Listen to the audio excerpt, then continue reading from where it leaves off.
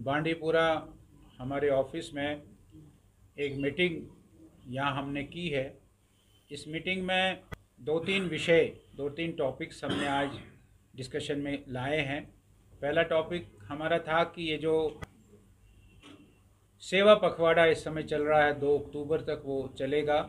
17 सितंबर प्रधानमंत्री नरेंद्र मोदी जी के जन्मदिन से लेकर और 2 अक्टूबर तक ये फोर्टनाइट सेवा का ये चलेगा।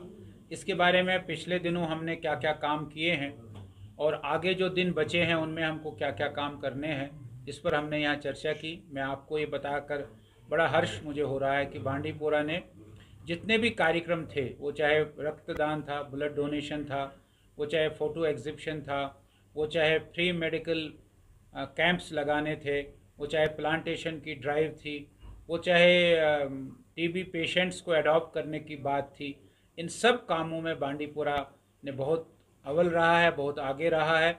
ये सुनकर मुझे बड़ी प्रसन्नता हुई आज यहाँ अपने कार्यकर्ताओं के बीच में। जो इलेक्टोरल प्रोसेस शुरू हुई है, इलेक्शन कमीशन ऑफ इंडिया ने और यहाँ के इलेक्टोरल ऑफिसर ने जो इलेक्टोरल प्रोसेस शुरू की है, draft electoral rolls, draft voter list उन्हें दिए हैं। उन ड्राफ्ट वोटर लिस्टों पर BLO और हमारे कार्यकर्ता काम कर रहे हैं। हर पार्टी के BLA 2 होता है, BLA 1 होता है, वो काम कर रहे हैं।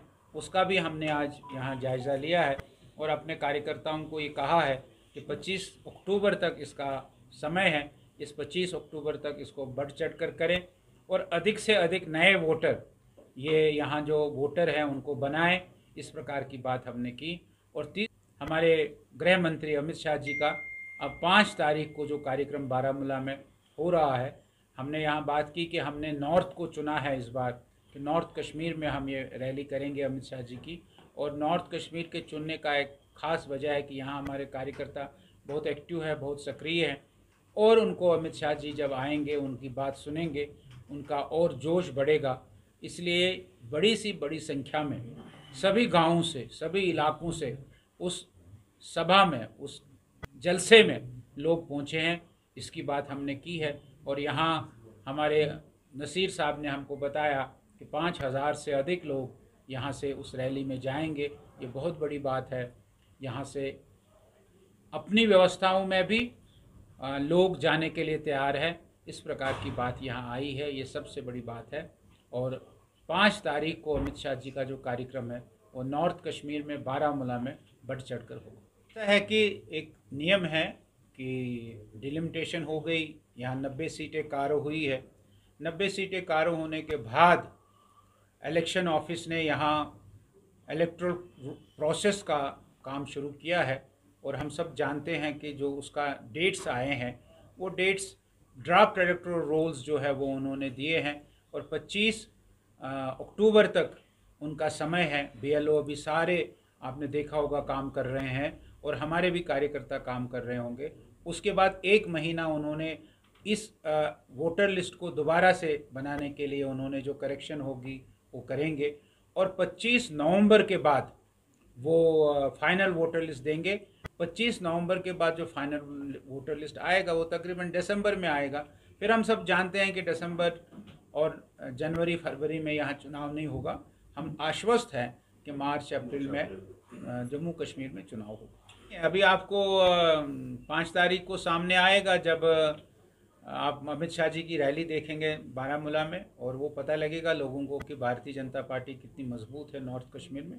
हमारा कार्यकर्ता बहुत मेहनत कर रहा है और कार्यकर्ता गांव-गांव में जा रहा है, कार्यकर्ता हर कॉन्स्टिट्यूंसी में घूम रहा है, कार्यकर्ता हर पोलिंग बूथ पर घूमता है।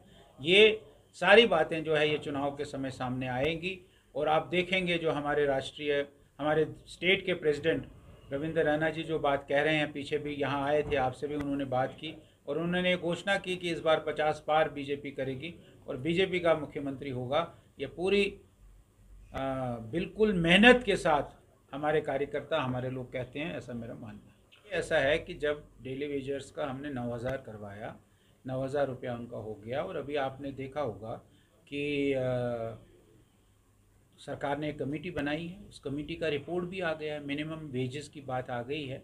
उन मिनिमम वेजेस से आपने देखा होगा उसका जब आप अनुमान लगाएंगे तो अच्छी खासी रकम जो है एक डेली वेजर को मिलेगी। ये अब क्या है कि अनेक प्रकार के पुरानी सरकारों ने डेली वेजर्स लगाए थे।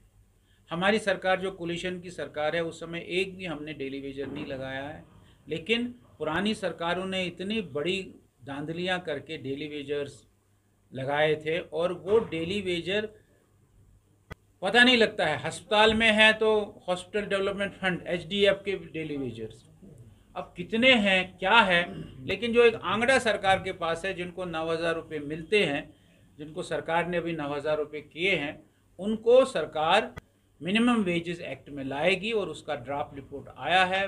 गवर्नर साहब अभी आएंगे, गवर्नर साहब उस रिपोर्ट को देखेंगे। हमारी एडमिनिस्ट्रेटिव कमेटी जम्मू कश्मीर की बैठकर डेली वेजर्स का जो मसला है वो बहुत जल्दी ही हल होने